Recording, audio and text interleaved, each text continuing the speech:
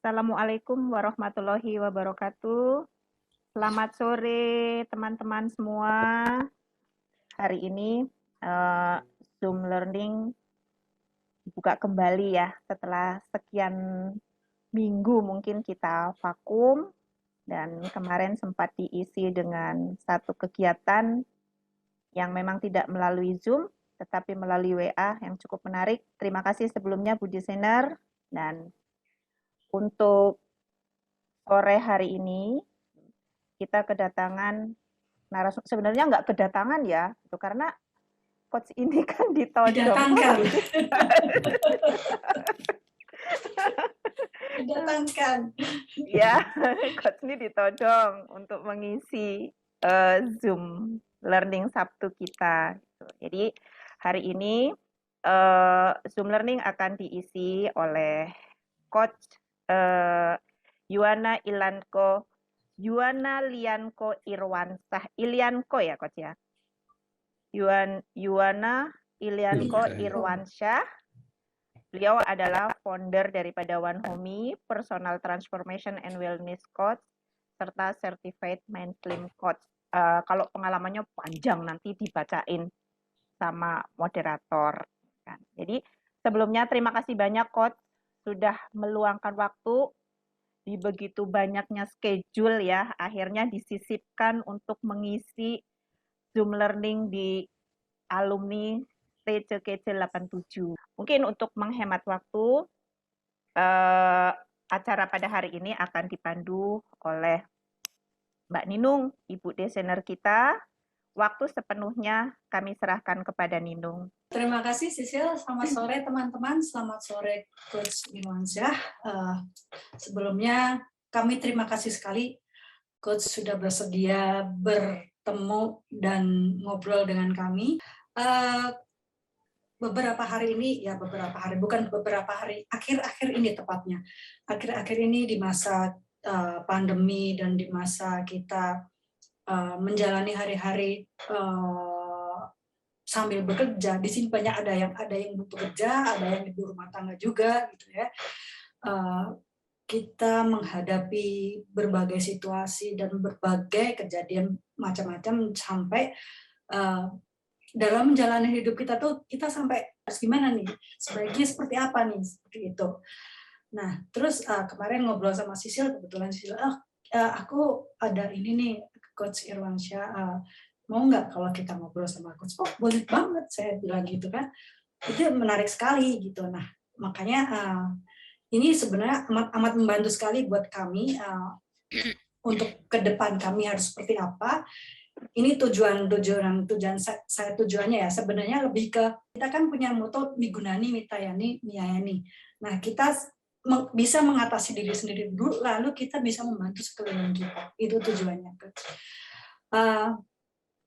Mungkin hanya itu aja yang bisa saya sampaikan. Kita nanti berkenalan dulu dengan Coach. Kalau saya memperkenalkan mungkin kurang tepat ya, karena barangkali yang saya tahu hanya berdasarkan ini aja, mungkin Coach lebih mendalam siapa Coach ini sebenarnya dan sekarang bergerak di bidang apa dan kegiatan sekarang seperti apa. Monggo, Coach. Oke, baik. Terima kasih banyak Mbak Ninung ya. Dan salam kenal juga buat yang baru saya kenal di sini ya, kayak Mbak Yanti, Mbak Koro, Mbak Loli gitu ya. Assalamualaikum warahmatullahi wabarakatuh.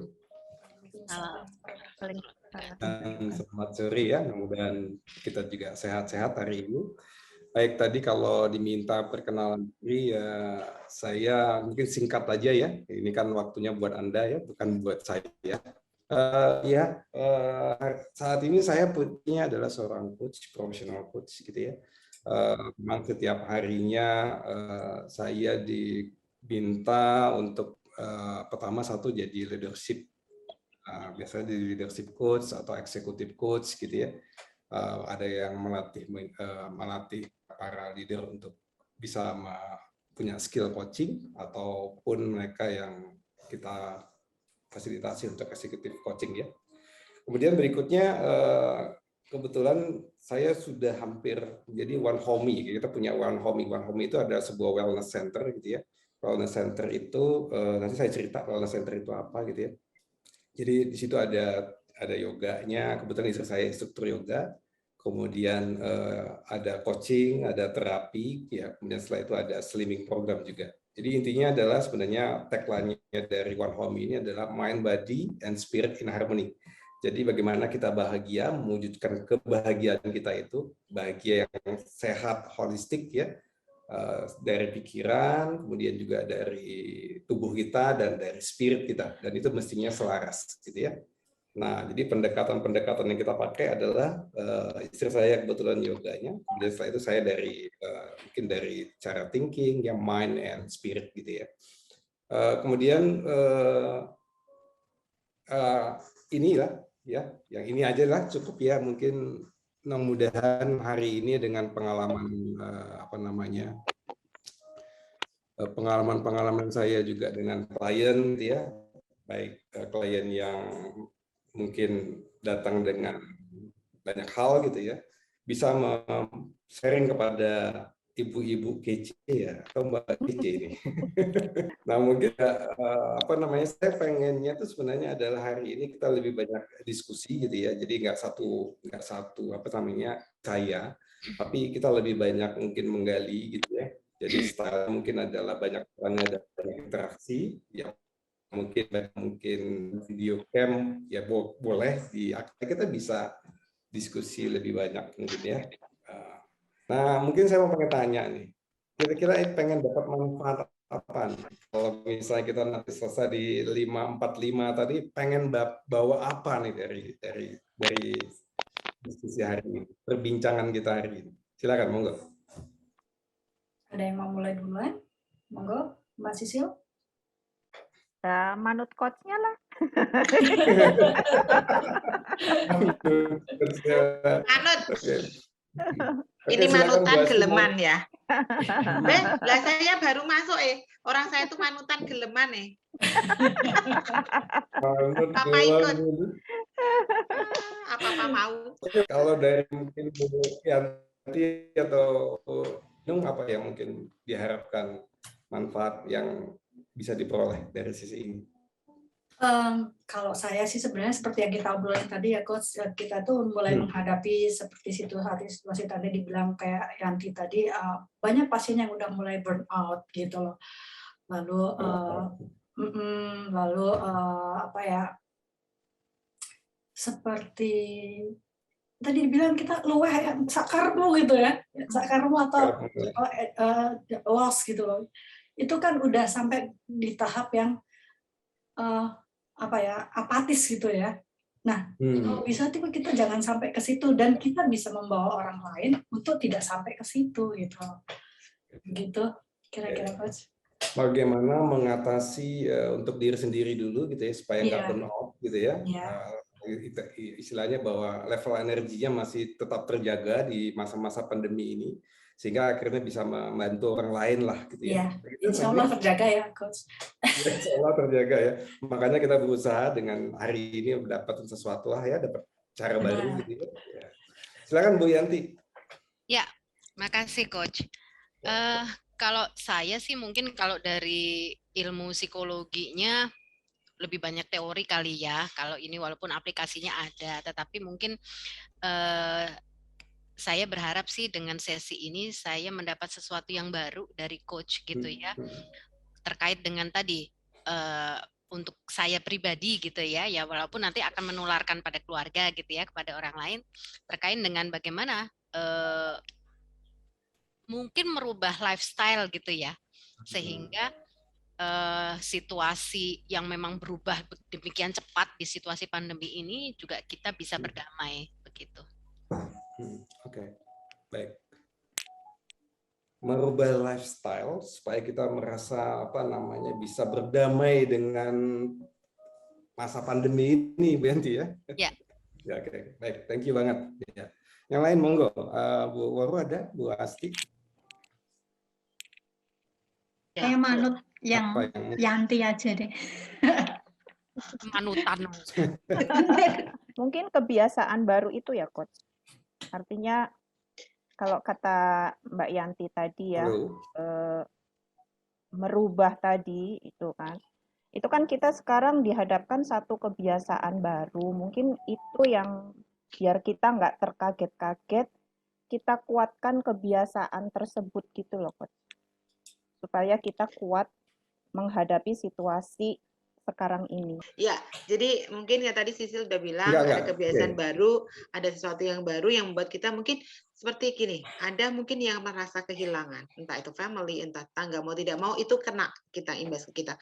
Jadi kadang-kadang tiba-tiba ada berita, yang kadang-kadang ya Allah, tiba-tiba ya Allah lagi, gitu kan. Jadi ada sesuatu yang buat kita tuh kayak madek, gitu kan. Nah, yang kadang-kadang ini untuk apalagi kalau itu menyangkut yang dekat dengan kita. Maaf, bukan kenapa.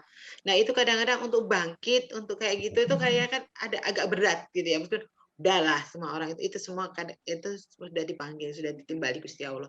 Tapi di satu sisi kan kita juga kita mesti gimana? Ketakutan kita kadang-kadang, oh udah aku nulari gitu kan. Sementara kita juga parno kalau aku nak ketularan. Nah, gitu. Jadi di satu sisi ada rasa seperti itu, tapi gimana caranya? Yang penting aku tuh saya kudu sehat dulu gitu loh. Gitu sebelum itu. Ya itu saja deh, Mangga. Ya, baik. Untuk sementara mungkin itu dulu ya, mungkin biar saya dengar dan kita bisa masuk ke dalam materi. Mudah-mudahan materi ini juga bisa. Ya, selamat datang Bu Enda. Ya. Selamat sore, maaf terlambat. Ya. Saya mau pengen jelasin tentang wellness ya. Mungkin saya juga bagian dari wellness coach. Jadi begini, yang dikatakan sebuah wellness itu kan adalah bagaimana kita sejahtera atau kita baik secara fisikal, mental, social being gitu ya. Nggak sakit gitu ya. Dan ini kalau bagi saya wellness itu adalah sebuah kesadaran sebenarnya. Kesadaran yang kita mau merawat. Kata kuncinya adalah kesadaran. Mau merawat diri kita sendiri baik dari aspek utama kita yaitu adalah fisikal. Nah, ada fisikalnya ya. Dan emosional, ada mental, ada spiritual. Nah, apa yang dibahas dengan fisikal di sini? Fisikal itu ada beberapa aspek sebenarnya. Aspek eating ya gitu ya, fisikal gitu ya. Kemudian kalau eating berarti makanan. Kemudian aspek moving, bagaimana kita bergerak ya. Kemudian aspek sleeping, bagaimana kita membutuhkan istirahat. Kemudian aspek berikutnya adalah bagaimana kita mempunyai kemampuan keterampilan teknik pernafasan sehingga kita juga punya kesejahteraan secara physically gitu ya, dan emotionally sebenarnya juga. Jadi physically itu yang paling utama. Kemudian berikutnya emosional. Yang dikatakan emosional adalah bagaimana kita mampu mempunyai emosional yang baik. Gitu ya. Paling penting saat ini rasanya adalah kemampuan kita menerima atau acceptance. Nah, ini orang psikolog pasti akan tahu sangat banyak ya mengenai ini. Kemudian juga kayak tadi saya juga ada klien yang harus melalui sebuah proses coaching dan terapi untuk proses penerimaan ya terhadap kondisi yang mungkin dia nggak nyaman. Nah, itu yang mestinya banyak saat ini yang dibutuhkan oleh orang di masa-masa pandemi ini. Yang kedua adalah proses emosional yang kemampuan untuk memaafkan. Nah, ini kemampuan untuk apa? Memaafkan. Nah, ada orang yang oriented masa lalu ya. Jadi cara kita berpikir tuh ada orang yang oriented berpikir masa depan, yaitu future oriented, ada yang present oriented, ada yang past oriented gitu ya. Tergantung habit cara kita berpikir sebenarnya. Nah, ada orang-orang yang terjebak dengan masa lalu biasanya orang-orang yang sulit memaafkan, kesedihan yang dalam gitu ya. Nah, ini juga kalau kita sebenarnya bisa membuat sebenarnya melatih ya. Pikiran kita itu punya kok kemampuan. Nah, cuman asal bisa dilatih aja ya untuk bisa merasa menerima dan bisa memaafkan gitu ya. Kemudian mentality. Mentality ini adalah cara berpikir ya. Cara berpikir kita seperti apa? Punya mental berkelimpahan gitu ya, punya cara berpikir yang kalau lagi istilah sekarang kan terkenal dengan namanya grow mindset. Anda boleh searching nanti di YouTube atau apa grow mindset itu apa ya. Itu penting banget kalau misalnya Anda menghadapi kondisi apapun, punya grow mindset akan sangat bagus. Kemudian berikutnya adalah spiritual. Spiritual ini kan hubungan kita dengan yang di atas. Bukan religi, tapi adalah lebih ke connect. Belief. Belief. Jadi kita sholat ya nggak hanya sekedar sholat. Kita ya memang sholat karena memang kita memang hadir di situ ya. Jadi konektivitas kita lah ya terhadap Tuhan kita yang pencipta yang lebih besar daripada kita di alam ini. Kemudian juga konektivitas kita terhadap diri kita sendiri. Kita tahu siapanya kita tahu kemampuan kita, kekuatan kita, apa yang perlu diimprove, apa nilai-nilai yang kita pegang gitu ya, belief-belief yang selama ini kita pegang, apakah mendayakan apa enggak, kan gitu kan. Kadang-kadang ada belief yang menghambat, ada belief yang membuat kita lebih maju lagi ada. Jadi semua itu kalau misalnya memang selaras setiap aspek, maka dia akan menjadi sehat yang holistik.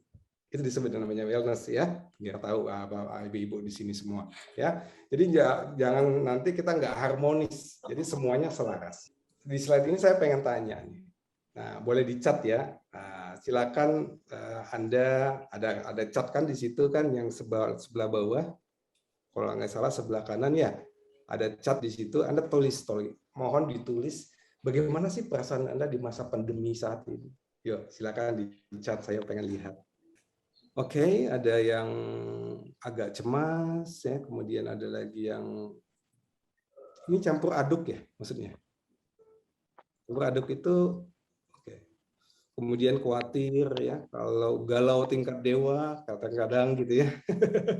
Perasaan saya khawatir, takut, ada yang nanu-nanu. Awalnya gelisah dan takut, sekarang sudah bisa menerima keadaan. Oke, it's good ya. Oke, baik. Yang paling banyak kan perasaan khawatir ya saat ini ya, cemas dan khawatir ya. Kemudian setelah itu ada campur aduk dan nanu-nanu. Nah, yang mewakili untuk yang khawatir dan cemas. Ya, siapa? Siapa tadi yang tulis khawatir dan cemas? Siapa yang mewakili? Selamat datang Bu Luli. Enggak tahu. Silakan Bu Asti. Oke. Ceritain dong, apa sih yang membuat Anda jadi khawatir dan cemas? Kenapa sih Anda jadi khawatir dan cemas? Oke. Ya.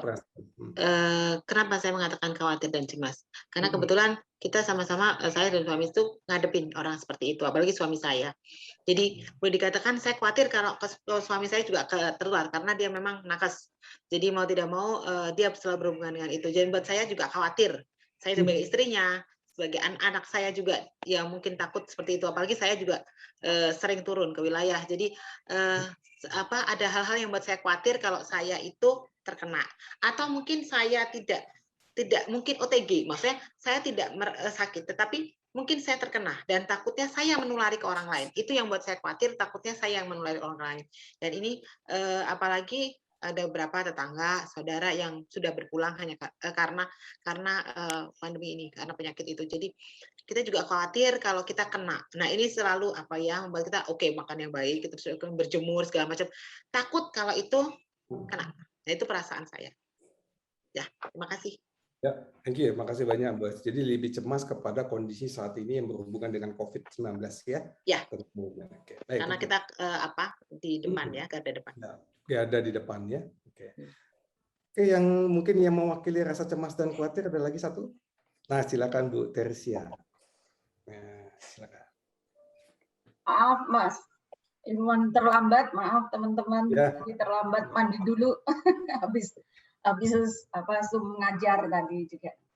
Saya kan guru gitu ya, cuma bu guru aja. Tapi memang ya, tapi udah tua, jadi ya wajar lah kita khawatir, itu wajar banget. Tapi awal-awal dulu tahun 2020 ya. Awal-awal, kemudian tahun 2020 awal-awal itu juga anak saya yang dulu kuliah S1 manajemen rumah sakit pindah jadi perawat di Jerman ya. Terus yang satunya juga, yang gedenya juga dokter. Aduh, dan yang dokter ini kan saya tiap hari antar jemput. Kalau pagi suami saya ngantar, saya yang jemput. Jadi pola kerjanya memang saya tidak memberi dia kendaraan, takut ya, karena waktu itu masih koas, sekarang udah lulus dan udah kerja, jadi saya udah pasrah ya Mas. Yang bantu-bantu COVID di Jakarta, cuman sempat sehari dia nganggur, terus Seninnya dia udah ikut vaksin-vaksin, kemudian di OTG di hotel mana itu yang untuk OTG itu benar-benar hidup saya sampai saya udah tua tapi anak saya kayak gini, yang satu sedangkan yang jauh itu sebetulnya udah bilang itu harus kakak itu harus kos sendiri, suruh kontrak sendiri, jangan sama orang tua. Tapi ya repot juga untuk makannya dan sebagainya. Akhirnya lama-lama itu benar-benar membuat saya stres banget, mungkin khawatir ya. Pola tidurnya susah sekali, jadi kebolak-balik. Padahal saya juga masih kerja, suami juga masih kerja. Tapi ya lama-lama akhirnya mungkin kalau doanya yang khusus itu sehari 2 kali, ini jadi 3 kali. Harusnya 5 kali kayak sholat ya. Tapi masih belum bisa, ya sudah. Akhirnya ke tempat titik kepasrahan, ya pasrah ke Tuhan aja. Apa yang terjadi saya nggak tahu ke depannya. Yang penting kita pasti prokes banget. Cuman rasa khawatir itu lama-lama dikit-dikit hilang. Udah deh, hidup itu ya dijalanin aja gitu. Terima kasih. Oke. Jadi jiwa melayani atau nilai-nilai melayani itu akhirnya bisa membuat rasa cemas dan khawatir itu jadinya berangsur-angsur menjadi turun ya. Betul ya, yang bisa lebih dijaga karena ada nilai yang lebih penting di situ. Betul itu Bu Teresia? Ya. Iya, betul. Kadang-kala memang sebuah proses akan membantu beberapa orang kalian untuk merefleksikan kepada diri sendiri sebenarnya apa sih alasan aku ada di sini dan kenapa aku di sini kan gitu ya Bu ya. Dan akhirnya Bu Teresia juga akhirnya mempunyai punya kesadaran bahwa melayani ini adalah sesuatu yang membuat Bu Teresia mungkin punya arti dalam kehidupan ini kan. Jadi cemas dan khawatirnya bisa diatasi atau lebih bisa dikompromikan gitu. Ya, oke. Baik, terima kasih banyak Bu Teresia. Nah, yang mewakili gado-gado sama nano-nano boleh nggak? Saya pengen tahu juga tuh. Gado-gado dan nano-nano. Silakan yang galau tingkat dewa nih kali Mbak Endah. Mbak Endah. Ya. Kadang-kadang tingkatnya dewa itu kadang-kadang ya, kalau sehari-hari sih ya galau juga, tapi kalau sekarang mungkin karena pandemi sudah berlangsung hampir 2 tahun, jadi saya berdamai dengan keadaan gitu. Tapi yang sering membuat saya galau, dan kemarin itu sebulan 2 bulan yang lalu tuh galau banget itu gara-gara ya informasi dari WA, dari grup, dari mana aja itu yang mengabarkan orang-orang terdekat, orang-orang yang biasanya saya sapa akrab, tiba-tiba tiada kayak gitu, yang saya nggak ngira sama sekali gitu. Itu bertubi-tubi gitu ya. Kadang pernah sehari itu 5 orang yang meninggal gitu ya. Beritanya itu 5 orang dan saya kenal semua gitu. Ya memang ada di kampung, mereka ada di kampung, ada yang juga di daerah saya sini gitu. Jadi itu saya stres dan bergalau tingkat dewa itu. Jadi saya sampai mengurung diri, nggak berani kemana-mana selama ya hampir sebulan gitu ya. Tapi sesudah itu ya harus berusaha untuk berdamailah dengan keadaan yang kayak gini, nggak bisa menyiksa diri dengan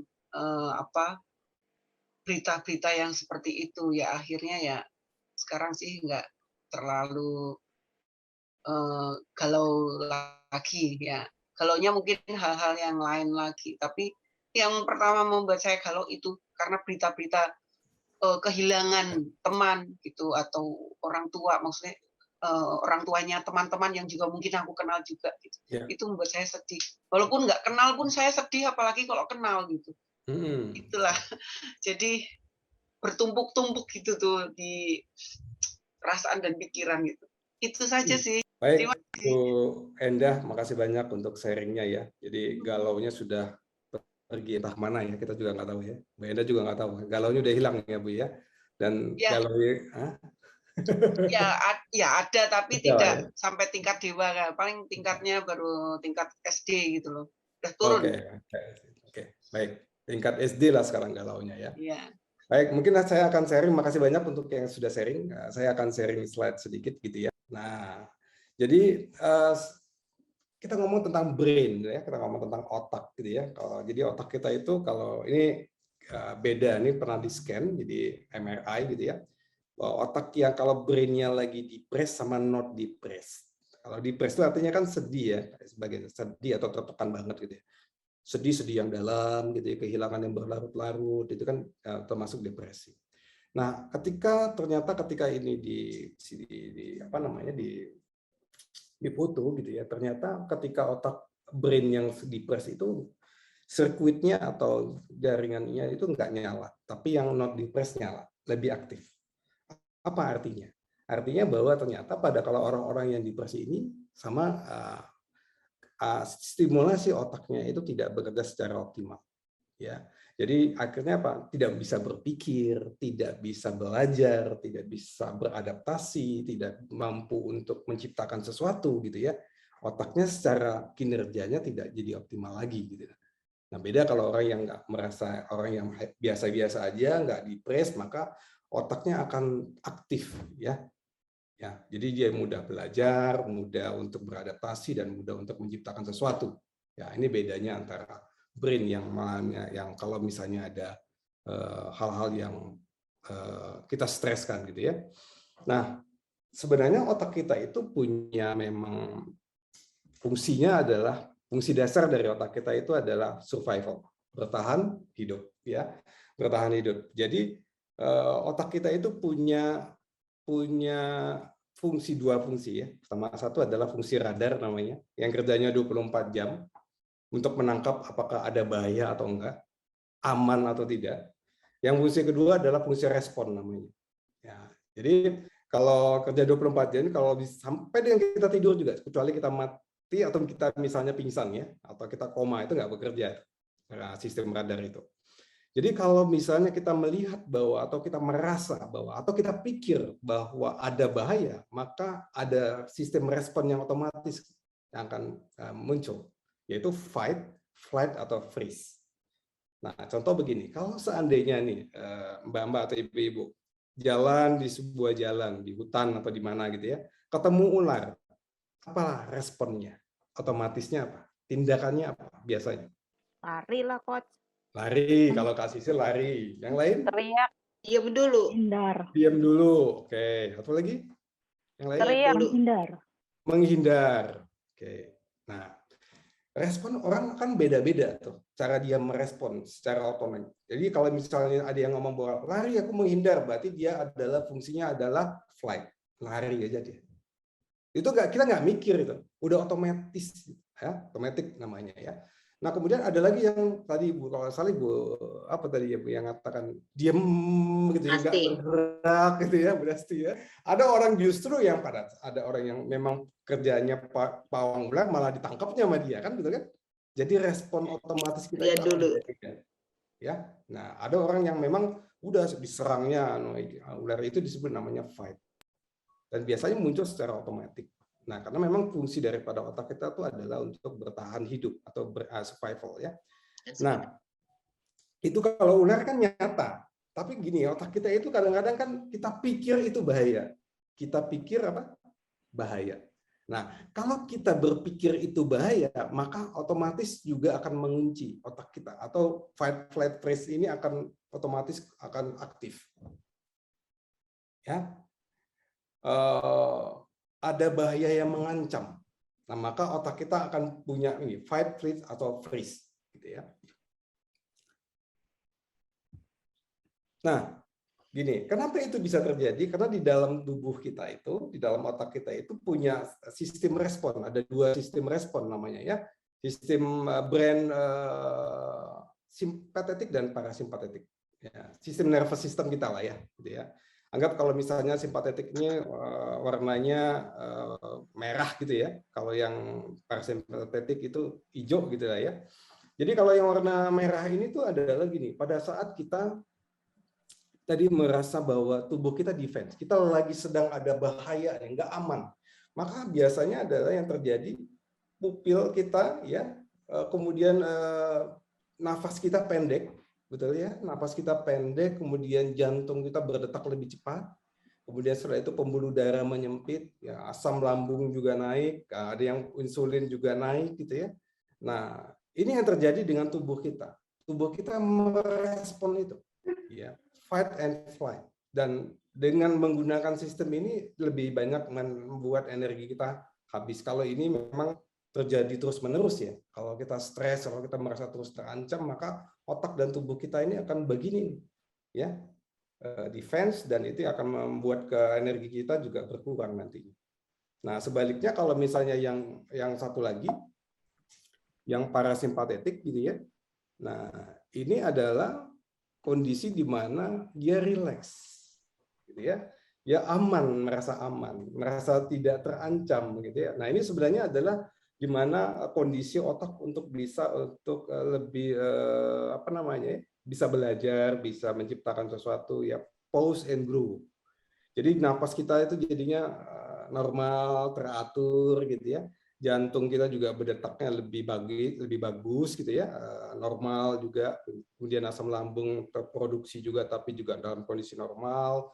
Insulin juga begitu juga gitu ya. Jadi sistem tubuh kita ini betul-betul menjadi sesuatu yang optimal. Jadi disebut namanya proses di mana digest gitu ya, relax and digest namanya ya. Jadi sistem cerna kita pun berfungsi dengan baik. Nah, kadang-kala kalau misalnya kita, kalau contoh misalnya, kalau misalnya ini biasanya ibu-ibu yang mau pengen turun berat badan gitu ya. Nah, ini juga dalam hubungan dengan slimming ya. Kalau kondisi otaknya atau kondisi dirinya merasa pakai warna merah gitu ya, sistem sarafnya pakai merah gitu ya, kan sistem cernanya nggak berfungsi dengan baik ya, makan bisa jadi menimbun lemak. Tapi kalau dirinya rileks, santai, aman, kalau makan juga dicerna tuh, gitu ya, dengan baik. Nah, itu yang kita mau pahami dulu bahwa kerja otak dan sistem kita kayak apa dulu, itu yang penting ya, sehingga nanti apa yang mau pengen kita ubah ke depan kita bisa belajar dari kondisi otak dan tubuh kita, ya, gitu ya. Nah, apa sih yang membuat kita itu merasa terancam? Jadi pertama satu adalah kita itu kadang ada bagi otak itu ya, kita itu mengundang ancaman bagi otak kita sendiri atau inviting threat namanya ya. Kita mengundang ancaman buat otak kita sendiri. Contohnya apa? Kayak tadi Ibu siapa tadi ya bilang bahwa saya terpapar, itu ada informasi, ada berita dan segala macamnya. Jadi terpapar secara berlebihan dengan berita yang negatif, kata kuncinya adalah terus-menerus. Ternyata kalau misalnya otak kita itu terus terpapar dengan berita-berita yang berlebihan, itu membuat tadi otak kita itu ke yang warna merah tadi ya, ke sympathetic nervous system. Jadi ini juga lama-lama kalau kita pakai terus sistem yang merah ini, maka dia akan menghabiskan energi kita mudah burn out nanti, mudah lelah, dan muncul nanti apa yang muncul adalah hormon-hormon kortisol nanti. Hormon kortisol itulah yang akan kalau terproduksi banyak, dia akan bisa membuat imunitas tubuh kita turun. Ya. Dan saya pernah dengar bahwa kalau kortisol terlalu banyak, maka dia juga akan bisa membunuh senyawa yang namanya P26. Jadi apa itu P26? P26 itu adalah senyawa yang membantu untuk membunuh mutasi-mutasi sel. Jadi sel-selnya rusak itu tuh dibantu nanti dibaikin oleh si P26. Bayangkan kalau misalnya kortisol itu membunuh P26 gitu ya, P26 nggak bisa berfungsi dengan baik. Maka kan generasi sel-sel yang mutasi yang nggak bagus itu siapa yang melakukannya gitu ya? Maka akan muncul terjadi apa? Ya itu disebut namanya ada yang mulai tumor, mulai cancer dan segala macamnya. Ya. Nah, itu. Ya, kalau misalnya kita berhubungan, bayangkan kalau seandainya asam lambung terus naik karena kita juga sympathetic nervous system. Nah, mulai itu asam lambung. Ya, kalau misalnya pembuluh darah menyempit, jantungnya terus berdetak cepat gitu, apa yang terjadi? Tekanan darah kita akan meningkat. Kan gitu ya. Nah, sebenarnya bahwa ada kalau ngomong tentang traditional Chinese medicine ya, kalau Anda pernah belajar TCM, hampir 80-90% penyakit itu ada kaitannya dengan emosi. Jadi kalau misalnya ada klien yang datang dengan gangguan kesehatan tertentu, misalnya datang ke saya kelelahan dan segala macam sudah merusak fisik, saya lebih tertarik bukan kepada keluhannya, lebih saya tertarik kepada emosi apa yang selama ini dia rasakan ya, yang dibawa-bawa ya, gitu ya. Baik. Nah, selanjutnya apa? Yang kedua adalah kita terlalu banyak berusaha untuk bisa mencapai banyak hal dalam waktu yang terbatas. Nah, ini hati-hati juga Bapak Ibu ya, yang misalnya profesional gitu ya, pengen ini, pengen itu, tapi waktunya terbatas gitu ya. Dan ini juga cukup membuat kita merasa bahwa ini cukup mengancam otak kita, gitu ya. Jadi tugas Anda sebenarnya ukur kapasitas Anda, rasain aja kapasitasnya kayak mana, bagaimana Anda punya goal tertentu, kemudian setelah itu Anda ukur dengan kapasitas Anda, ya. Kemudian setelah itu waktunya yang mungkin Anda bisa lebih agile gitu lah ya. Yang berikutnya apa lagi ya? Yang ketiga, nah ini kita ngomong tentang Zoom tadi ya. Terlalu fokus pada hal-hal yang di luar kendali diri kita. Bukan Zoom ya. Terlalu fokus pada hal-hal yang di luar kendali kita. Misalnya gini contoh, kalau jalan macet. Nah, kalau jalan macet itu kan bukan dalam kendali kita kan. Tapi kita mulai ngeluh tuh, komplain aja semua ya kan. Jalan ini macet dan segala macamnya. Padahal sebenarnya macet itu bukan dalam kendali kita. Misal contoh, pemerintah. Misalnya Anda ngomongin pemerintah gini gitu-gitu kan. Kalau Anda bukan dalam kabinet itu dan bukan Anda pekerjaan Anda untuk itu kan juga akan bukan dalam kendali Anda gitu ya. Dan kalau misalnya Anda terlalu fokus kepada bagian itu akan membuat energi Anda akan habis. Ya, itu salah satu yang juga akan membuat ya yang simpatetik itu bekerja gitu ya. Nah, saya juga akan jelaskan sedikit tentang bagaimana cara otak kita bekerja. Ya, ini saya ambil dari Profesor Daniel Kahneman. Jadi Daniel Kahneman ini peraih Nobel di tahun 2017 gitu ya. Jadi dia itu meriset bagaimana pengambilan keputusan dalam investasi gitu ya. Ini riset selama 20 tahun atau 30 tahun saya lupa ya. Sekitar itulah. Dia berdua dan yang satu sudah meninggal dan dia menulis buku ya ini ya tentang dual thinking system. Dia sebut dengan namanya fast and slow. Apa yang disebut? Jadi sistem dari dalam kita berpikir itu ada dua, sistem 1 dan sistem 2. Ya, kalau sistem 1 itu kita berpikir cepat, unconscious dan autopilot. Ya. Kalau sistem 2 itu adalah slow, kemudian conscious, kita sadar dan kita. Nah, ini contohnya begini nih. Anda sedang menulis, ada pena? Oke, sekarang boleh Anda tulis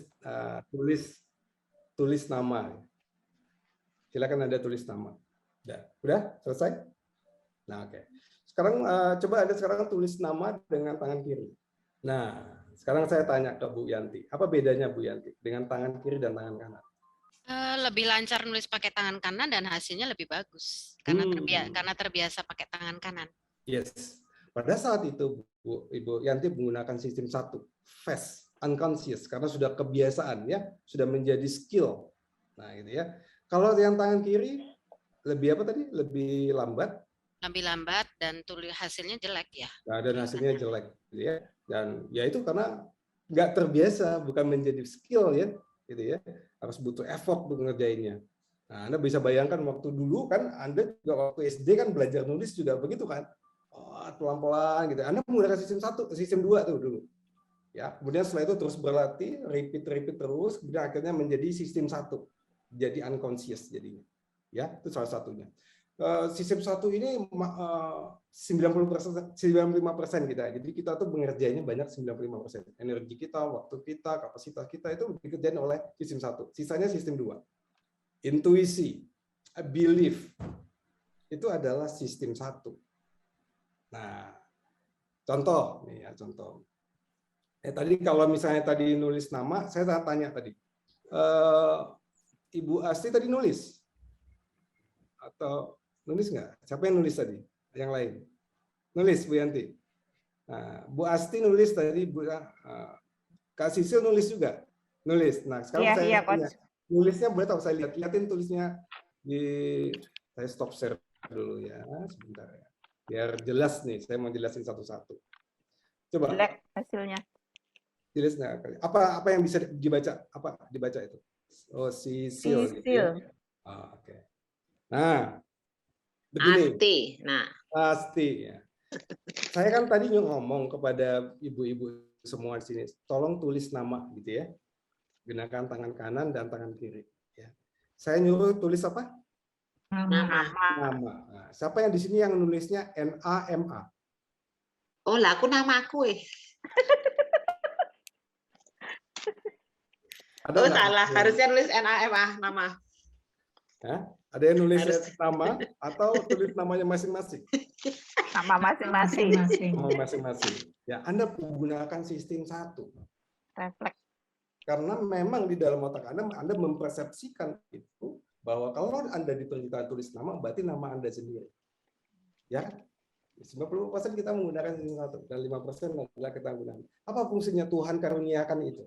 Supaya kita bisa kita bisa jagain energi. Kalau itu bayangkan, Anda ngerjain pakai sistem 2 terus-menerus, buat capek banget gitu. Habis tenaga kita, drain energi kita, ya. Jadi ada sesuatu yang udah autopilot itu akan mempermudahkan kita kan jadinya ya. Nah, ya. Di sini ada yang mau tanya dulu atau kita lanjut? Lanjut aja dulu, Coach. Lanjut dulu ya. Oke, baik. Oke. Nah, kalau kita sudah pahami bahwa kita punya 2 sistem, ya sistem 1 dan sistem 2, maka sistem 1 lebih banyak, 95% dan sisanya 5% ya. Sistem 2 itu butuh konsentrasi ya, butuh kita menganalisa gitu ya, butuh kita cari reason gitu ya, alasan gitu ya. Nah, maka kita pakai sistem 2 biasanya. Nah, yang tadi yang membuat kita itu lelah sering, tadi kan cerita tentang burnout gitu ya, tentang pertama satu kita sering mengundang ancaman sendiri buat otak. Yang kedua adalah cognitive overload. Apa itu cognitive overload? Adalah kita selalu berlebihan untuk otak kita ya. Lalu apa yang membuat kita berlebihan itu adalah pertama satu adalah kita terlalu aktif atau non-stop fokus dan konsentrasi.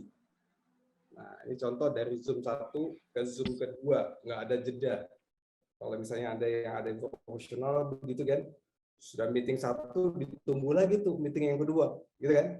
Kemudian terus begitu. Anda melakukan fokus konsentrasi dengan terus-menerus ya, tidak ada jeda, maka ini akan membuat kita juga akhirnya mudah lelah, gitu ya. Nah, yang terjadi. Selanjutnya apa? Selanjutnya adalah multitasking. Nah, ini ibu-ibu banget nih kalau multitasking nih kan. Iya. Ya. Jelas. Semuanya pengen dikerjain dalam suatu waktu gitu ya. Nah, ternyata begini Bapak Ibu, ternyata otak kita itu tidak didesain untuk melakukan banyak hal dalam satu waktu ya, atau multitasking gitu ya. Karena begini, contoh bayangkan kalau misalnya Anda lagi nyetir gitu ya, bawa mobil gitu ya, kemudian setelah itu pasang lipstik gitu ya. Sambil nyetir, sambil pasang lipstik gitu ya, sambil pasang alis gitu ya. Kira-kira apa yang enggak? Hah? Miring. Hah? Kecoret gitu ya. Nah, maka sebenarnya kalau kita ngomong tadi sistem 1 dan sistem 2, sebenarnya otak akan memilih. Otak akan memilih bahwa mana yang penting, maka itu yang akan dikerjain sama dia. Yang lainnya akan menggunakan sistem 1. Nah, kalau seandainya Anda misalnya mau alis atau mau pengen lipstick pada saat nyetir, maka konsentrasi pikiran Anda adalah alis dan itu, maka Anda nyetir secara unconscious. Anda akan nyetir secara tidak sadar. Unconscious ya, habit Anda itu. Kalau jalannya itu adalah jalannya normal, tidak ada gangguan, is okay. Tapi bayangkan kalau seandainya tiba-tiba ada yang nyebrang. Nah, maka secara tidak sadar refleks Anda akan kurang karena Anda fokusnya sudah ke alis dan ke lipstick. Ya. Nah, jadi kalau Anda juga kerjain multitasking banyak, hati-hati Anda mudah lelah, mudah drain energinya gitu ya kalau energi dan mudah stres juga nanti. Oke, nah yang berikutnya yang membuat kita overload adalah gampang terdistraksi dengan gadget, email, berita, suasana di rumah. Nah, ini. Jadi kalau misalnya Anda kan ada yang sebagian juga yang profesional ya. Nah, kalau misalnya kan di layar itu kan bisa multitasking kan gitu kan. Ada bisa ngerjain ini, ada email yang buka, ada notifikasi lagi ngerjain sesuatu. Nah, ini cukup mengganggu kalau misalnya memang banyak multi layer gitu ya, multi screen gitu ya. Ini akan cukup membuat kita overload. Jadi saya saran kalau di sini adalah nanti kita ada caranya gimana nanti ya belakangnya. Jadi ini akan membuat kita juga kalau misalnya Anda kerja misalnya di rumah nih, WFH misalnya gitu ya. Kadang-kadang lagi konsentrasi tiba-tiba karena kita itu bikin WFH atau bikin Zoom-nya itu di ruang tengah, ada anak, ada apa semuanya kan membuat Anda juga jadi overload kan. Semuanya pengen butuh perhatian. Itu juga akan membuat Anda overload. Ya. Berita-berita negatif yang tadi yang dibilang kalau terpapar terus-menerus maka itu akan membuat juga kita menjadi overload dan merasa tidak aman dan nyaman. Oke, dari sini ada pertanyaan nggak, Mbak-mbak atau ibu-ibu? Monggo, silakan. Ini sebenarnya saya ada pertanyaan tapi mungkin akan ada penjelasannya di next ini mungkin Coach. Saya menunggu. Ya. Gimana caranya saya mengubah perilaku saya dengan kondisi yang kayak gitu kan gitu ya? Nah, itu ya. Nah itu dia ya. Kalau memang nggak ada pertanyaan, kita boleh lanjut ya. Nanti kita bisa diskusi juga. Saya boleh tanya halo Ninung. Ya silakan. Ya, monggo. Tadi kan dijelaskan bagaimana otak itu dalam bersiap atau bersikap untuk ketika dalam bahaya. Ya. Tetapi juga ketika otak itu bersikap ketika kita hanya berpikir bahwa ada bahaya. Jadi kan beda ya, kalau betul-betul ada bahaya dan berpikir ada bahaya. Ya. Nah itu kan sesuatu yang sebenarnya situasinya berbeda. Tetapi apakah otak itu akan membentuk yang sama sehingga ketika kita itu sebenarnya tidak dalam kondisi bahaya, tetapi sering kita berpikir bahwa wah ada bahaya, itu sehingga otak kita itu gambarnya tidak bisa bersinar seperti tadi itu loh Bapak. Terima kasih.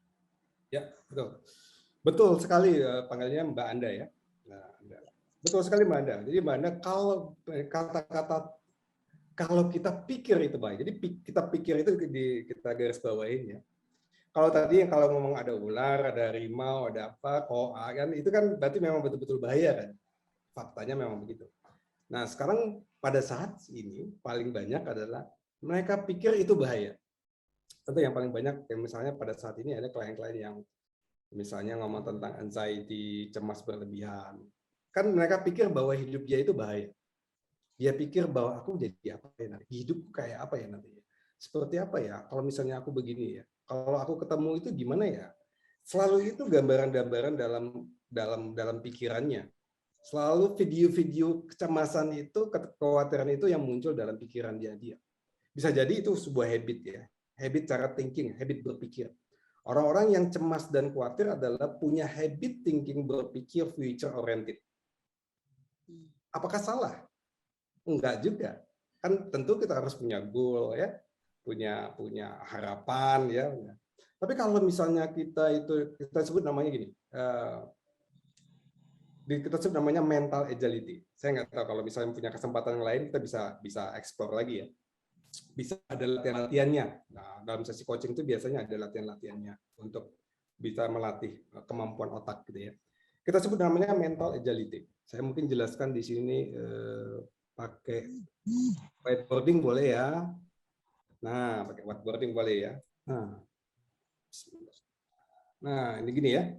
Nah, kita kan berpikir manusia itu atau kita biasa berpikir dengan kalau perspektif waktu. Apa? Ini pas.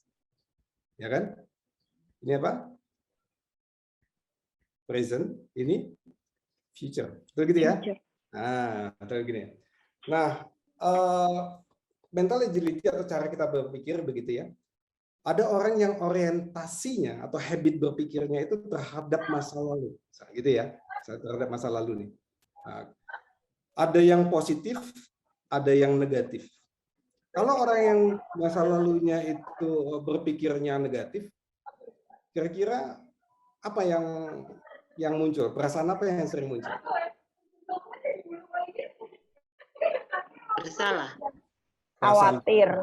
Bersalah. Perasaan bersalah terhadap masa lalu.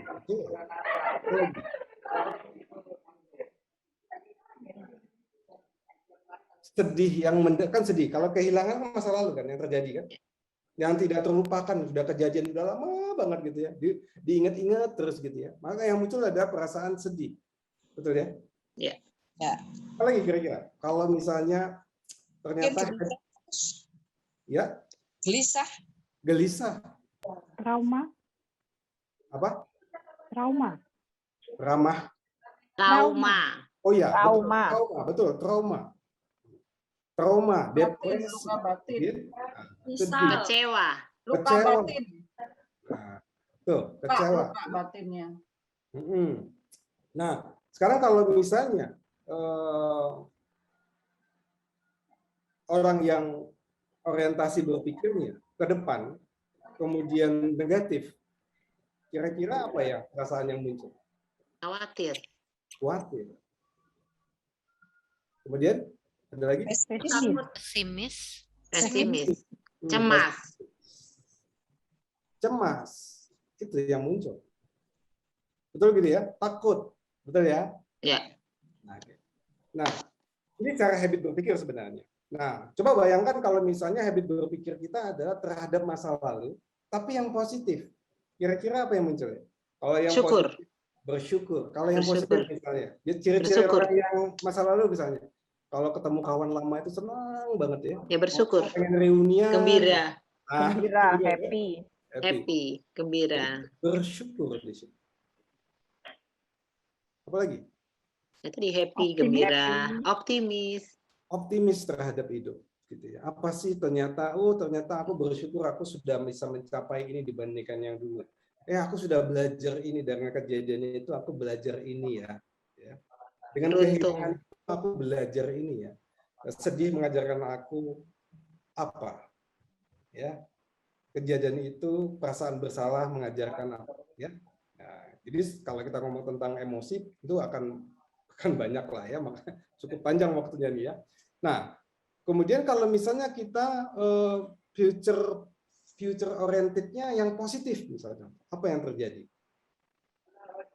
Optimis karena ada goal di situ kan. Kita punya tujuan gitu ya, kita punya goal, kita punya harapan, ada optimisme.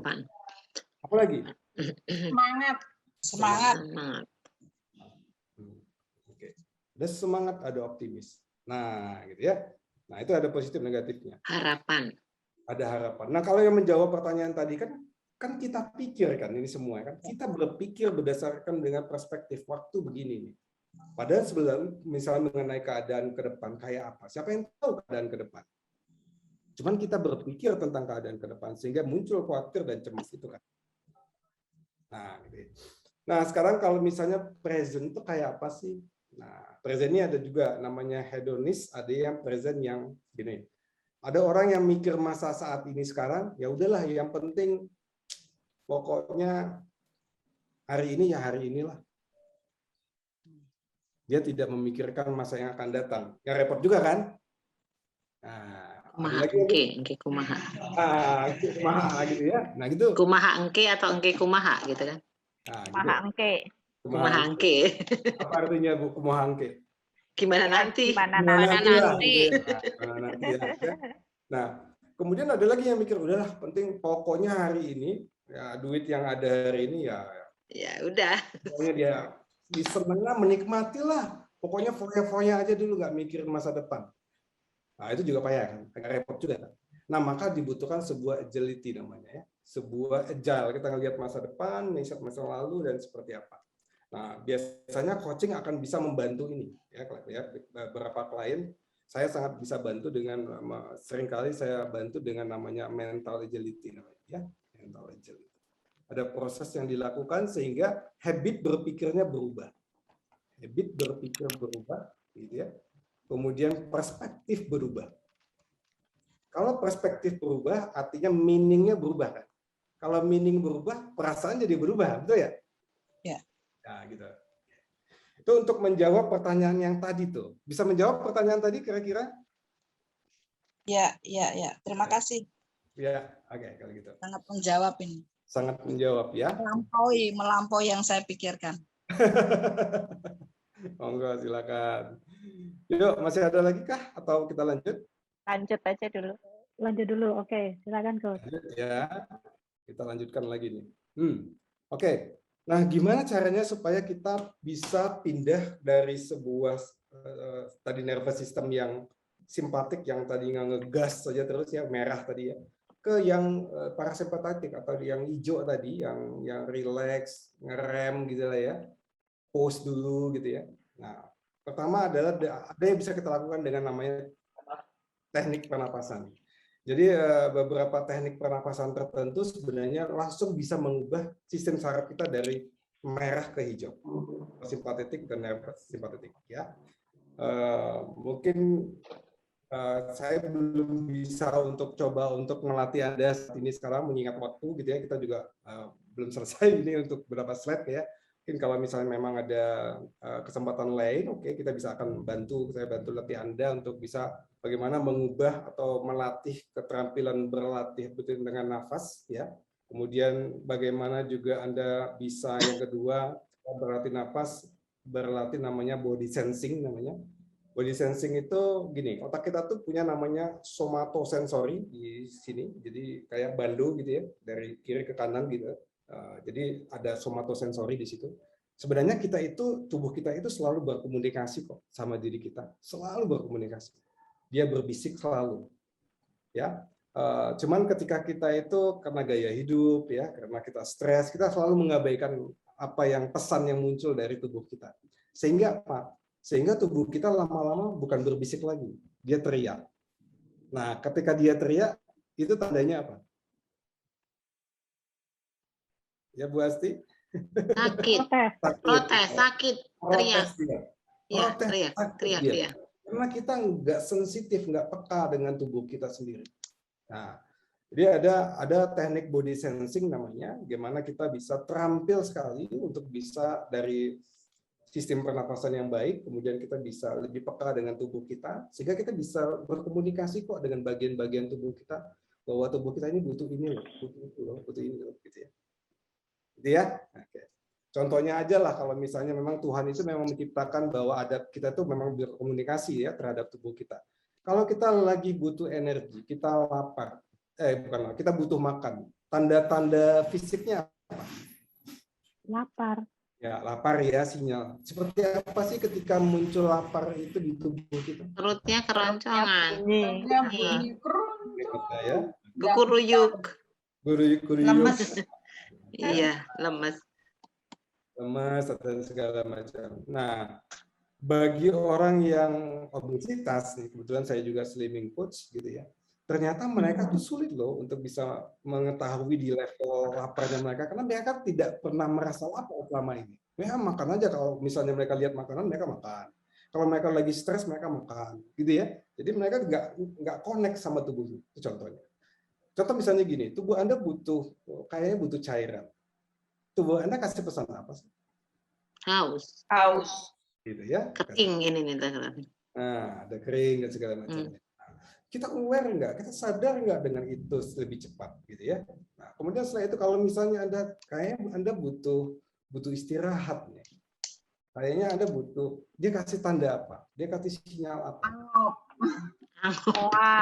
Menguap, ngantuk gitu ya. Nah, sebenarnya itu adalah tubuh sudah kasih pesan kepada Anda. Kadang-kadang kita dengan kita tidak mengerti tentang hak tubuh, maka kita kadang abaikan. Yang lama-lama bukan hanya berbisik dia akan teriak. Nah, teriak itu dia sakit ya, muncul gejala-gejala yang lain, protes dia. Oke.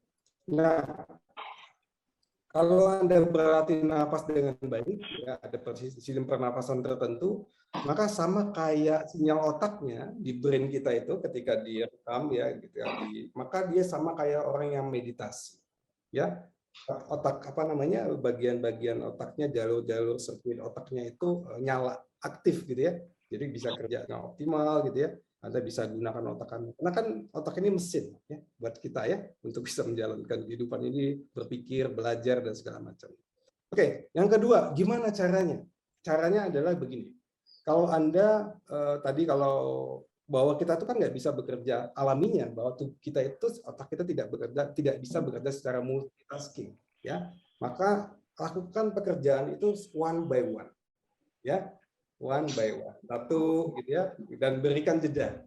Jadi kalau misalnya Anda satu hari punya apa rencana, Anda lakukan aja, bikin apa namanya perencanaan gitu ya, bikin apa yang dilakukan. Kemudian setiap dari jeda apa kegiatan-kegiatan itu kasih jeda.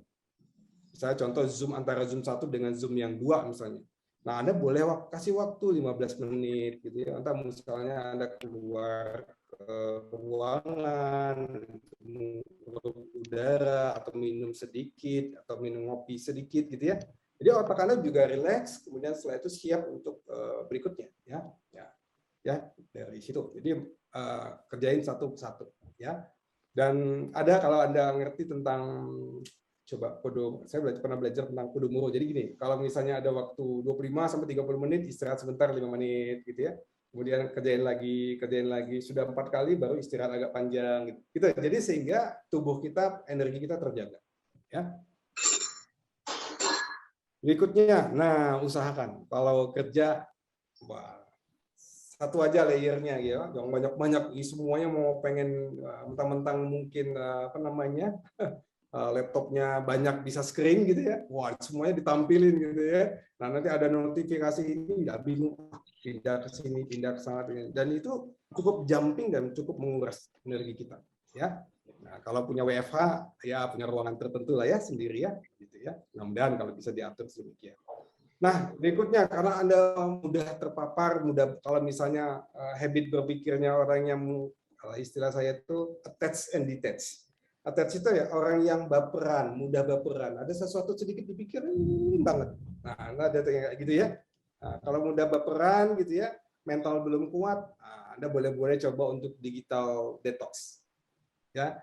Anda buka sosmed Anda itu jam-jam tertentu aja. Misalnya jam istirahat bahkan pagi-pagi sudah langsung pengen lihat ini, lihat itu, kalau beritanya jelek, bad news gitu ya, dan ini bisa mempengaruhi energi Anda sama satu harian itu gitu ya. Anda bayangkan kalau misalnya hari demi hari, minggu demi minggu, bulan demi bulan Anda terpapar terus dengan hal-hal yang negatif gitu ya, otak Anda merasa terancam, dari Anda merasa terancam, Anda pakai sistem merah tadi, betul-betul Anda bisa, dan kortisol Anda juga terus-menerus naik, ya kesehatan tubuh Anda jadi tidak baik nanti. Nah, kemudian physical foundation. Physical foundation ini gini. Ya kalau Anda punya latihan kayak Kak Sisil itu kalau salah yoga ya gitu ya. Movingnya yoga gitu ya. Nah, itu udah bagus ya. Kalau Anda nggak sempat ke studio dan segala macamnya, ya usahakan di rumah juga sebenarnya gini. Olahraga itu adalah segala sesuatu yang dimudahkan aja, gitu ya. Bisa di rumah kok misalnya. Jalan lebih baik jalan dibandingkan dengan duduk, gitu ya. Nah, ya, jalan di rumah, jalan di halaman itu juga ada bergerak ya. Nah kemudian eating ini kalau dalam saya membantu klien-klien untuk turun berat badan, kita punya namanya 5 magic rule gitu ya. Bagaimana kita punya hubungan baik dengan makanan. Ada teknik-teknik, ada cara-cara, ada mindful eating gitu ya. Bagaimana kita memilih makanan, kapan kita makan gitu ya. Itu ada teknik-teknik sendiri, ada skill-skill yang di-inculcate, yang dikasih, dilatih sehingga kita punya habit yang baik dengan makanan. Dan bagaimana kita juga butuh istirahat, jadi istirahatlah yang nyenyak, yang kalau kita nggak stres, kadang-kadang yang membuat orang tidur nggak nyenyak tuh adalah stres ya, pikiran yang banyak. Pikiran. Nah, kalau Anda sudah rilis biasanya sudah oke gitu ya, maka sebenarnya tidur Anda juga akan jauh lebih nyaman ya. Usahakan bisa tidur dari jam 10 ya, paling nggak bisa jam 10, kemudian bisa bangun jam 3, jam 4, atau jam 5 gitu ya, boleh gitu ya. Tapi jangan usahakan jam 10 sampai jam 3 itu udah betul-betul memang tidak melakukan apapun. Ya. Nah, yang terakhir habit baru gitu, ya, adalah coba berlatih mindfulness. Nah, jadi beda antara mindful yang sebelah kiri itu adalah banyak sekali yang dipikirkan, tapi kalau mindful itu adalah yang betul-betul bisa dirasakan. betul-betul yang kalau ngerjain sesuatu fokus gitu ya, ngerjain sesuatu dirasakan, dinikmati gitu ya. Kalau di sini saya melatih biasanya mindful eating, mindful walking ya, gitu ya. Jadi ada sesuatu yang bisa kita lakukan. Mindful itu adalah kita belajar. Mindful itu adalah sebuah sebenarnya gaya hidup juga sih sebenarnya. Misal contoh misalnya, misal kita makan. Mindful eating itu adalah kita makan nggak sambil ngobrol, kita makan nggak sambil nonton. Karena kalau banyak kan sambil nonton Korea, kemudian sambil makan. Gitu. Nah, kemudian karena konsentrasi sistem satunya itu bekerjanya itu adalah nonton gitu ya, maka yang ini pakai sistem apa? Otomatis. Sistem 2 yang otomatis gitu kan, ya kan? Nggak sadari pokoknya. Dan otomatis kapan makanan ini kita berhenti makan? Setelah habis. Ya, padahal itu, kalau misalnya ada toples di samping kita, itu lumayan tinggi, misalnya gitu ya, kita juga akan tidak connect kan kepada badan kita ya.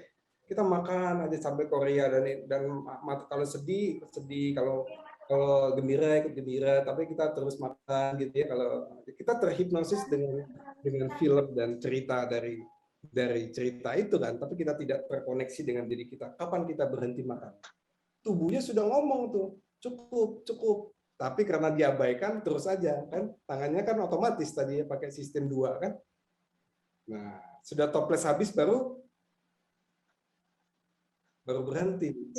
Nah, kalau bayangkan kalau misalnya itu terjadi terus-menerus, ya wajar kalau misalnya memang ada kenaikan. Kenaikan apa? Berat badan kata Julia, tapi suaranya nggak muncul. Ya. Okay. Nah, ada yang mau tanya? Silakan. Nung boleh tanya ya?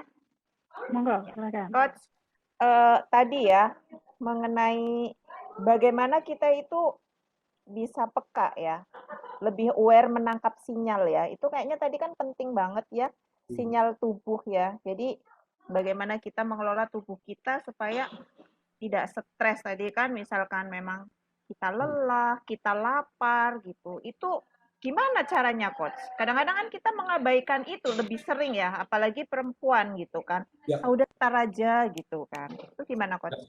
Ya. Oke, jadi ada nafas 3, namanya ada nafas ya. Nanti kita berarti nafas, kemudian setelah itu ada namanya body sensing namanya. Jadi body scanning gitu ya. Kita men-scan tubuh kita. Sebenarnya itu adalah teknik dasar sebenarnya ya. Teknik dasar bagaimana Anda terampil nanti untuk mengelola nafas Anda gitu ya. Dan itu akan tadi saya bilang akan mengubah sistem nervous system Anda ke hijau, ke parasimpatik yang lebih rileks, yang lebih digest, yang lebih buat pencernaan Anda jadi lebih baik, lebih teratur nafas Anda, maka ada nafas. Kemudian berikutnya ada namanya body sensing atau body scanning, yang membuat Anda lebih peka kepada tubuh Anda gitu ya, ketika dia kasih pesan gitu ya. Nah, mungkin 2 hal ini dulu yang jadi fondasi Anda ya. Kalau misalnya tentang ada pertanyaan tadi apa ya, kesedihan tentang emosi, sebenarnya dari kondisi ini bisa dilanjutkan ya, bisa rilis emosi dari kondisi ini ya. Nah, kalau mau silakan yang aktif di sini Anda boleh duduk rileks. Anda boleh yang pakai kacamata lepas kacamata gitu ya. Nah, ya. Kita latih aja. Kelihatan, Coach. Nggak kelihatan apa-apa. Nggak usah kelihatan, dengerin suara aja. Ya, tugas Anda hanya agak blur. Ya. Nah, tidak bisa bohong. Tolong kalau ada distraksi Anda hindari dulu gitu ya. Handphone matikan dulu kalau ada gitu ya. Kita akan konsentrasi sekitar 5-10 menitan lah gitu ya. Nah, kita punya waktu ya, masih punya waktu.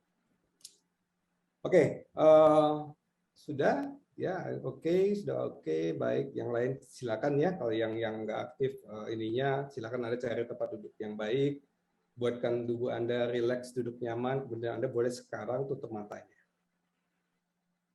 Perlahan-lahan boleh Anda tutup mata. Ya, dan tingkatkan kemampuan Anda untuk bisa mendengarkan suara saya dengan baik. Tingkatkan kemampuan Anda untuk bisa merasakan. Dan tingkatkan kemampuan Anda untuk bisa membayangkan atau memvisualisasikan ya. Sekarang saya akan bantu Anda dengan instruksi saya, tarik nafas dan buang nafas, senyamannya aja dulu. Tugas Anda hanya menikmati nafas yang masuk dan nafas yang keluar. Silakan.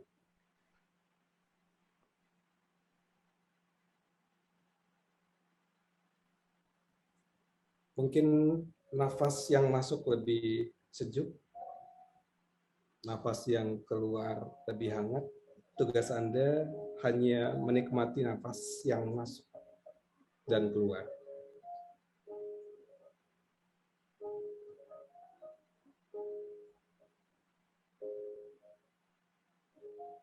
Ketika nafas masuk, rasakan perut Anda mengembang. Ketika nafas keluar, rasakan perut Anda mengempis. Ya, seperti itu. Bernafaslah dengan rileks, bernafaslah dengan Anda sadari. Ketika pikiran kemana-mana, kembalikan ke nafas saja.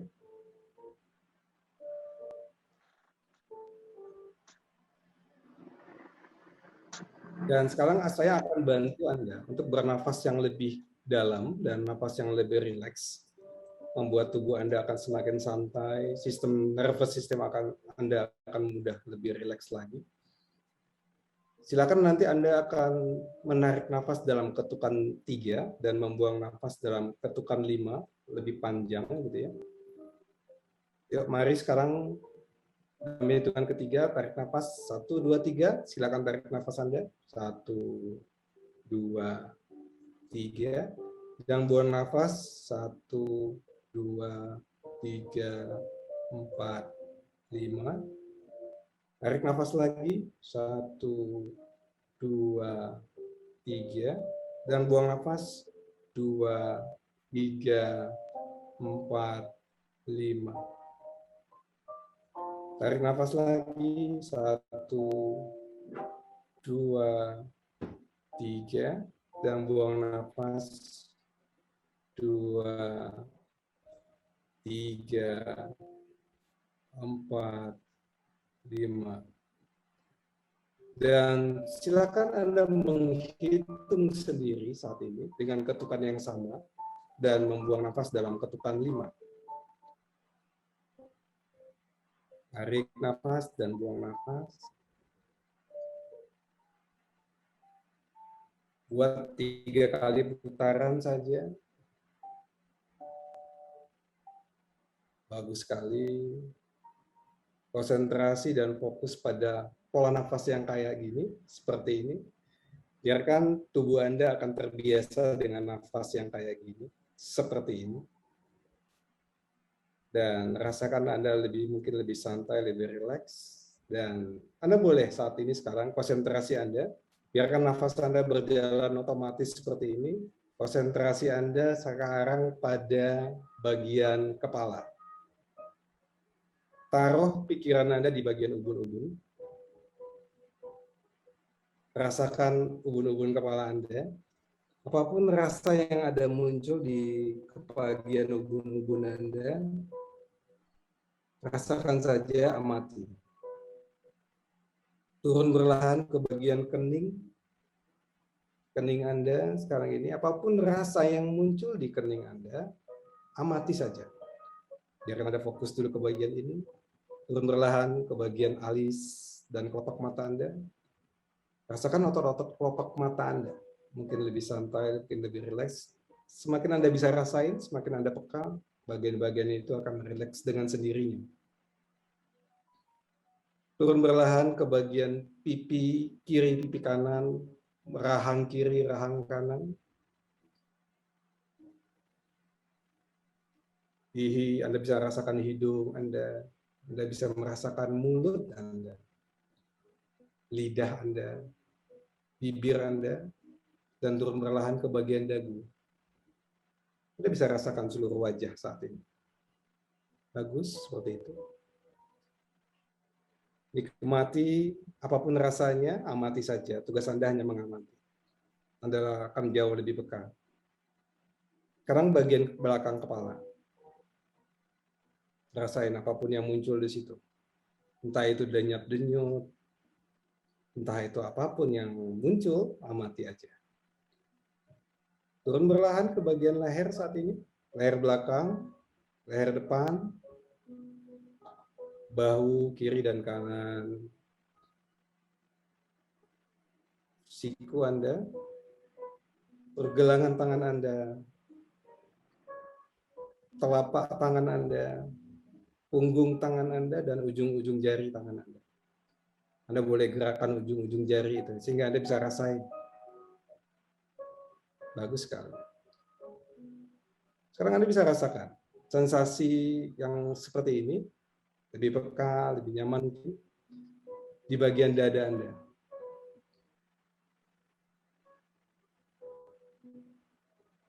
Bayangkan saat ini sekarang dada Anda itu ada paru-paru sebelah kiri, paru-paru sebelah kanan. Anda bisa rasakan keberadaan paru-paru Anda. Atau mungkin Anda bisa berterima kasih kepada paru-paru Anda yang saat ini Anda bernafas dengan normal.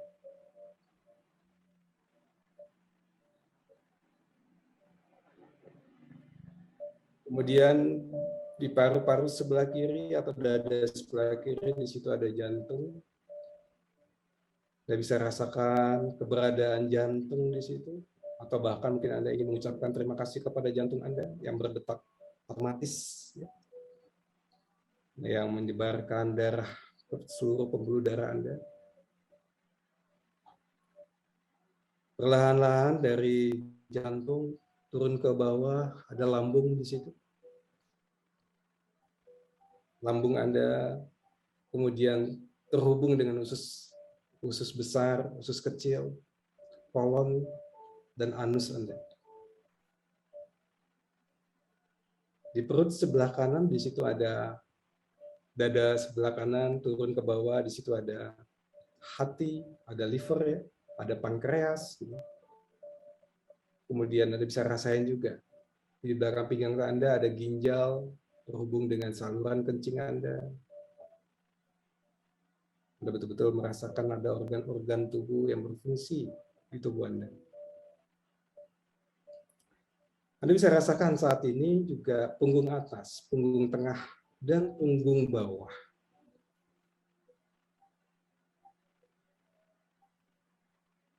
Bokong Anda, paha atas, paha bawah, lutut, kaki, pergelangan kaki sampai dengan telapak kaki, ujung jari kaki Anda. Anda bisa rasain. Lebih peka, lebih sensitif. Tugas Anda mengamatinya, merasakannya. Coba rasakan dari atas kepala sekarang, sampai dengan ujung kaki. Anda bisa merasakan Anda lebih peka terhadap tubuh Anda. Anda boleh ucapkan terima kasih kepada tubuh Anda dari atas kepala sampai dengan ujung kaki. Oke, baik. Kita akan akhiri latihan kita, latihan dasar ini, dalam hitungan ketiga. 1, tarik nafas lebih dalam hitungan ketiga. Anda lakukan lagi proses nafas 35 tadi. Buang nafas pelan-pelan, nggak usah buru-buru. Tarik nafas lagi lebih dalam dan buang nafas lebih panjang. 2, Anda bisa rasakan suhu ruangan ini. Dan berlahan-lahan, 3, Anda boleh buka mata Anda dengan lembut.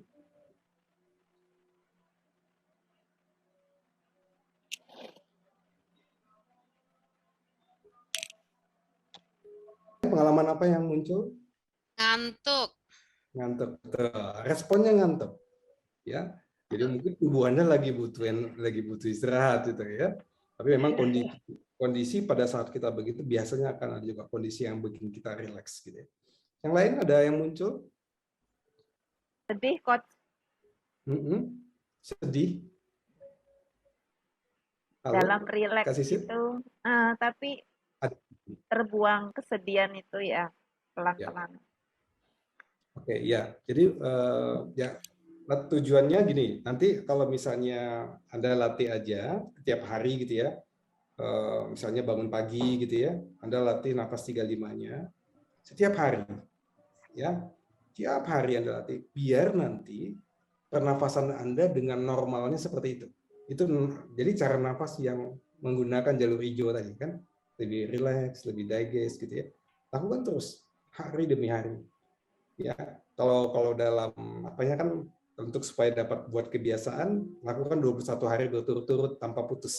Ya, kalau sirkuit otak itu adanya sinapnya jadi ini terhubung, sinapnya itu akhirnya terus dilakukan ya, jadi tebal gitu ya. Itu jadi bentuk sebuah kebiasaan kan. Nah, itu Anda bisa lakukan tiap hari gitu ya. Kemudian lakukan body sensing ya. Nah, kalau misalnya tadi ada yang ngomong, nah biasanya dalam teknik-teknik terapi ataupun coaching, maka kita bisa rilis sebenarnya emosi-emosi yang mungkin masih terperangkap di tubuh kita gitu ya. Bentuk sensasinya akan beda-beda. Ya. Kalau ada insight tadi dari Kak Sisil bahwa ada kesedihan yang mungkin muncul di situ, mungkin bawah sadarnya memang lagi butuh rilis tentang sedih itu. Ya. Ya, yuk silakan yang lain. Ada pengalaman apa di situ? Lebih tenang. Oke, pasti lebih tenang rasanya. Ya. Apa yang rasanya berbeda tenangnya saat ini dengan yang dulu atau sebelumnya? Ya, karena tadi relax. Saya terbiasa kalau ada sesuatu, saya selalu nafas panjang. Yes. Saya ambil nafas panjang, pelan, itu saya menjadi lebih tenang. Nah, kayak tadi, ini kita berkali-kali semacam itu, jadi ya diri kita semakin menjadi lebih tenang, lebih sabar gitu. Yes. Ya, betul. Ya, bisa dibawa teknik nafas ini ke dalam sholat, teknik nafas ini ke dalam makan, gitu ya. Itu bisa dibawa sehingga kita juga jadi lebih rileks kan, lebih fokus, lebih khusyuk. Kalau ada emosi saya seperti itu. Nah, yang tadinya saya mau meledak, saya memang emosional, itu otomatis lerem sendiri, pelan-pelan. Ya, gitu. Baik, thank you. Bu Yanti ada pengalaman apa, Bu Yanti? Sejauh ini sih enggak ya, cuman ngantuk itu aja sih tadi. Oke. Ngantuk ya respon tubuhnya ya. Capek. Dari pagi. Buka konsol. Saya kok sama ya sama Yanti. Nyaman terus ngantuk. Ya, gitu. Nyaman, kemudian setelah itu ngantuk, itu respon tubuh Anda yang sangat dibutuhkan, lagi butuh ya. Gimana Bu Julia? Saya lebih seger badannya ya. Nah, itu lebih seger. Beda ya? Ada juga yang berbeda, lebih seger rasanya begitu. Bu Julia. Ya. Okay. Udah lama nggak yoga soalnya, jadi kayak teringat lagi gitu. Ya, betul. Nah, salah satu pernapasan yoga juga itu kan, pernapasan yoga kan juga salah satunya ada yang seperti itu ya. Ya, dari nafasnya ya harus begitu. Nah, itu juga sebenarnya lagi pindah jalur dia ke parasimpatetik nervous system tadi. Oke, Bu Astanti nih yang baru masuk nih, tadi juga khusyuk untuk berlatih, kira-kira apa nih pengalamannya yang bisa dibagi? Tenang rasanya, otaknya dari ringan. Tadi kan berat, saya habis acara seharian. Terus saya memang biasa yoga juga, tapi udah lama nggak yoga, ya beberapa minggu ini nggak ada yoga karena PPKM. Rasanya lebih enteng kepalanya.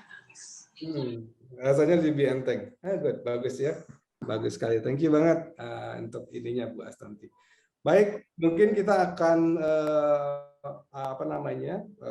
cukupkan gitu ya. Jadi silakan Anda latih tadi ya. Anda latih boleh setiap hari gitu ya, napas 35 sama body scanningnya gitu ya, sehingga Anda jadi lebih peka ya. Dan kalau misalnya ada waktu nanti next time kita bisa ketemu lagi, nah kita bisa rilis emosi lewat ini juga. Jadi teknik nafas kayak apa, sensing apa, kemudian setelah itu bisa rilis lagi.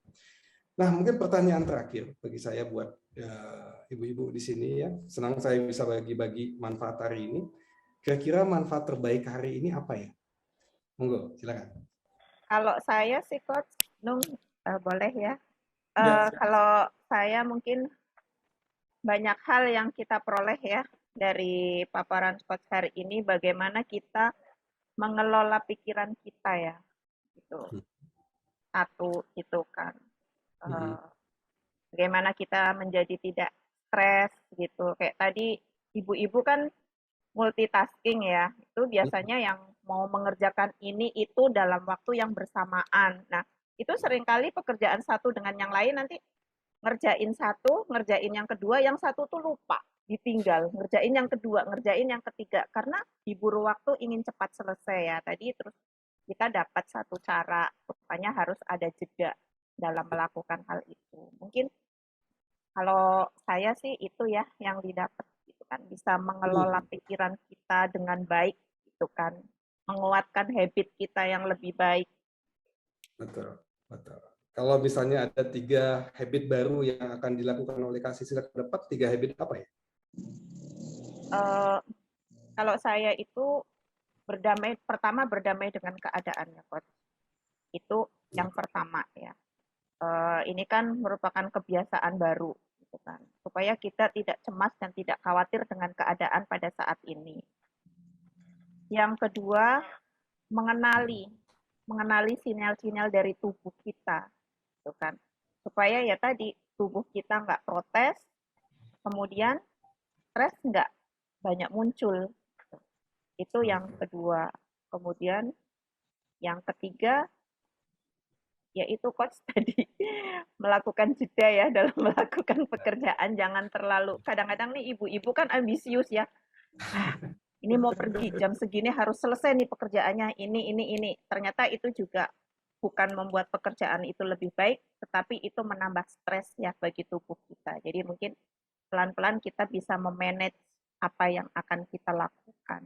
Kalau saya itu Coach. Terima kasih. Ya, Kak Sisil ya.